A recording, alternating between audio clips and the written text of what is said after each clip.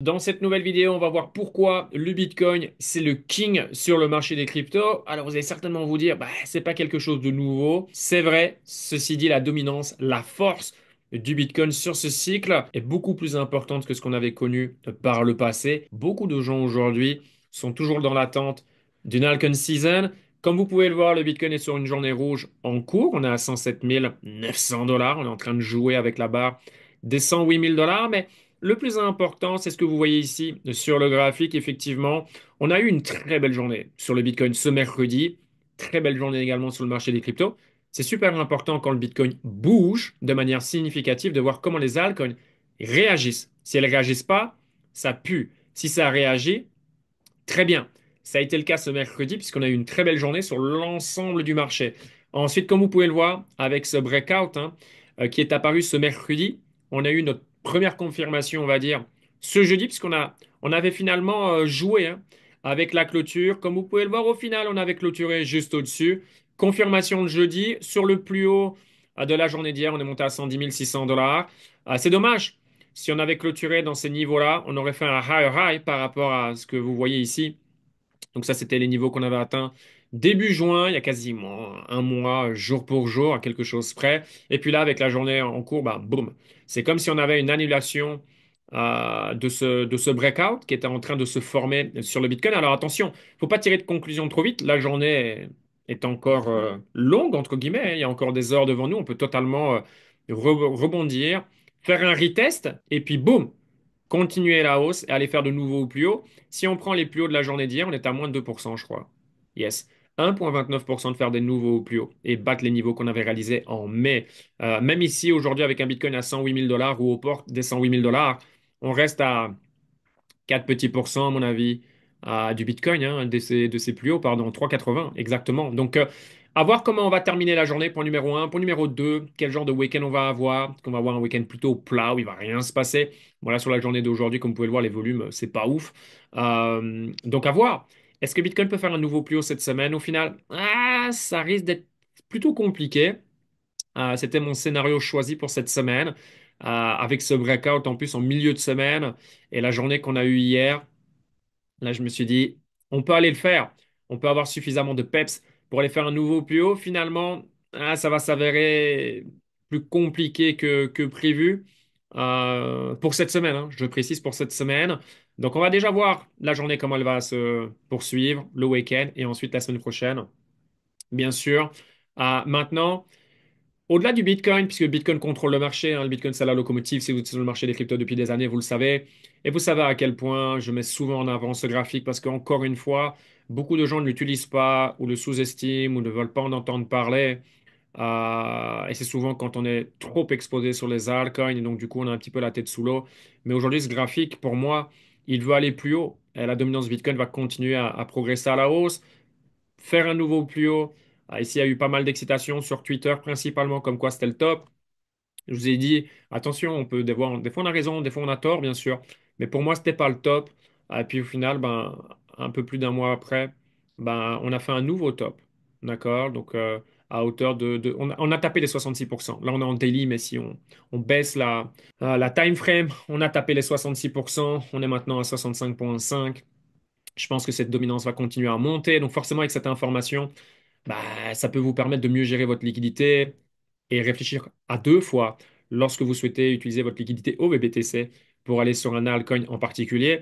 Et ne perdez pas de vue qu'il y a toujours des altcoins qui peuvent faire des choses super intéressantes, hein. Ces dernières semaines, ces derniers mois, il y a eu des choses super intéressantes. Principalement dans le top 100, on va réduire le risque, alors que le risque, il est toujours présent, bien sûr, encore plus lié aux conditions du marché, à ce climat d'incertitude dans lequel nous sommes toujours aujourd'hui. Bon, c'est une bonne chose. Le conflit au Moyen-Orient, on n'en entend plus parler. La situation est en train de s'apaiser apparemment, pourvu que ça dure.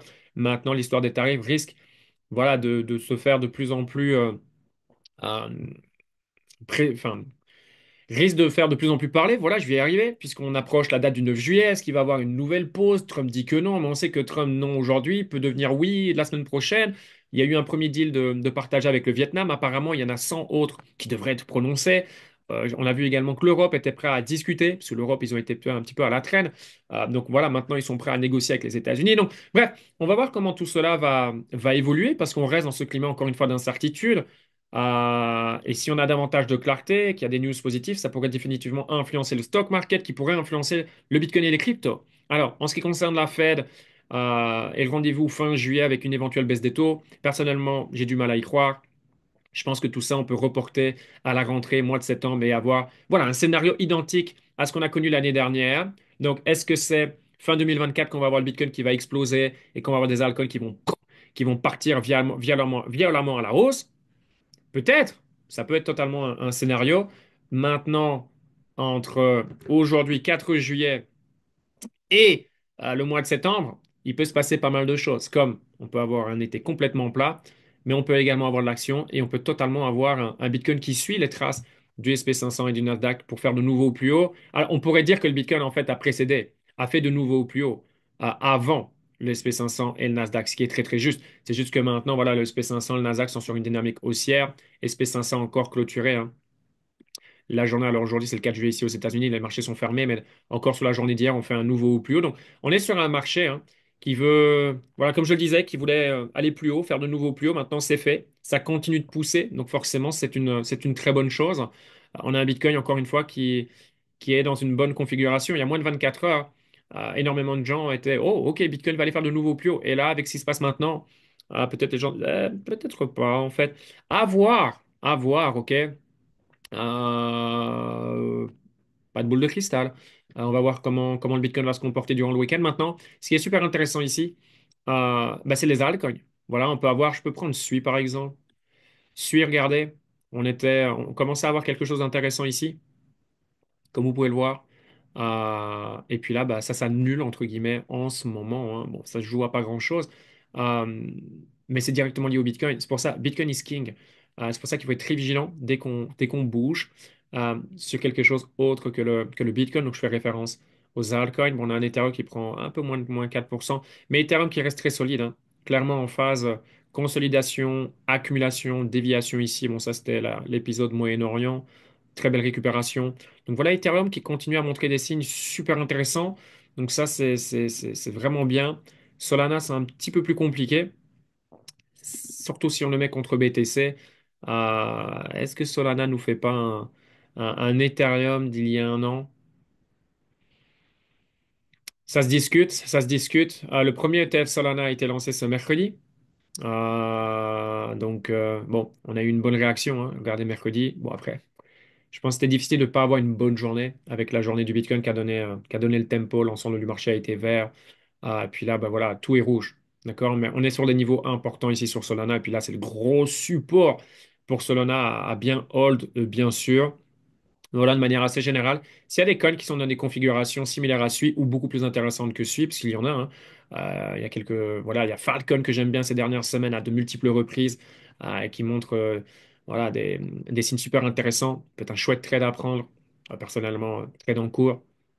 Euh, mais, voilà, en fonction de Bitcoin, les choses peuvent s'annuler en fait et revenir à la case départ. Donc c'est pour ça que money management, c'est toujours la même chose, hein. C'est les fondamentaux. Money management, bien gérer sa liquidité. Euh, Bien sûr, quand on prend une opportunité, beaucoup de gens sont focalisés sur le reward, ne jamais oublier les risques, toujours prendre conscience. OK, quel est le risque? Quel est le risque reward? On n'a pas dit quel est le reward, quel est le risque reward. Il faut prendre les deux informations, bien sûr, ensemble et ensuite se dire, OK, je suis prêt à bouger. Voilà, petite update super rapide, mais important. Toujours bien garder en tête, Bitcoin is king. Bitcoin est la locomotive, encore plus sur ce cycle en cours. Et je pense que la dominance Bitcoin va continuer à imprimer de nouveaux plus hauts. Je pense que le Bitcoin va faire de nouveaux plus hauts. Alors sur le mois de juillet, c'est pas réellement se mouiller, même si attention, il n'y a jamais de garantie, hein. Je pense que le Bitcoin va faire de nouveaux plus hauts. Voilà mon scénario, c'était cette semaine. On n'était pas très loin, mais ça ne s'est pas produit.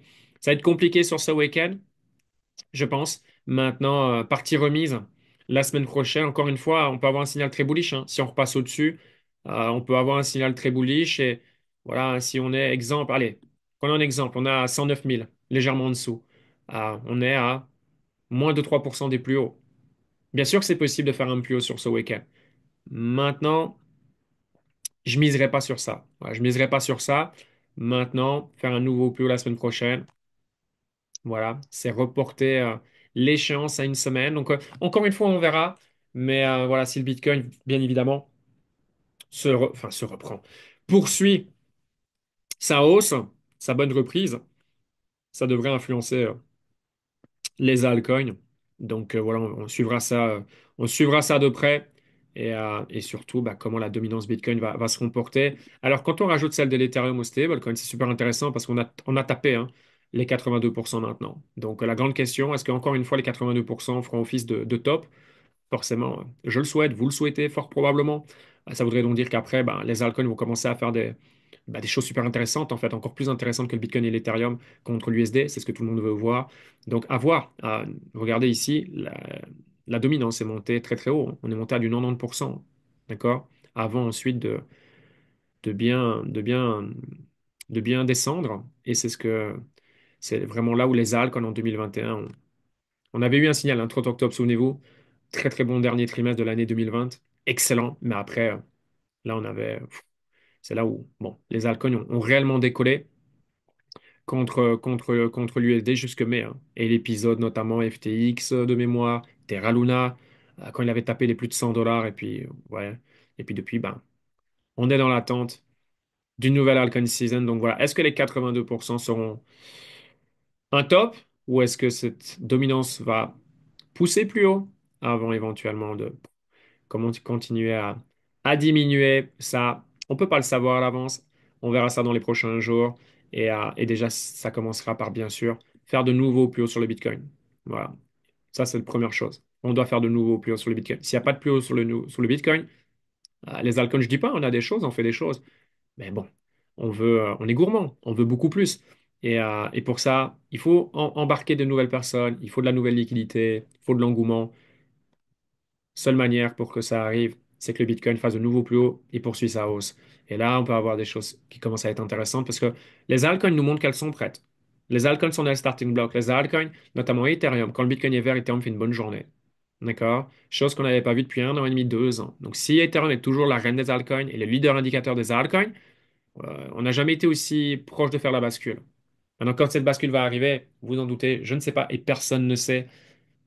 Il faut suivre le marché jour après jour, semaine après semaine et voir comment les choses se décantent et si voilà, un scénario peut complètement changer la semaine prochaine. Soyez ouverts, je peux changer de discours la semaine prochaine.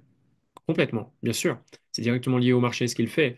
Maintenant, ça fait des semaines, des mois, c'est toujours la même chanson. Donc, on va voir si ça va payer dans les prochains jours, dans les prochaines semaines. Sur ce, si vous aimez ce genre de vidéo, n'hésitez pas à mettre du like, ça fait toujours plaisir. Et puis, on se retrouve pour des autres vidéos sur ce. Passez un excellent week-end et à la prochaine. Ciao, ciao.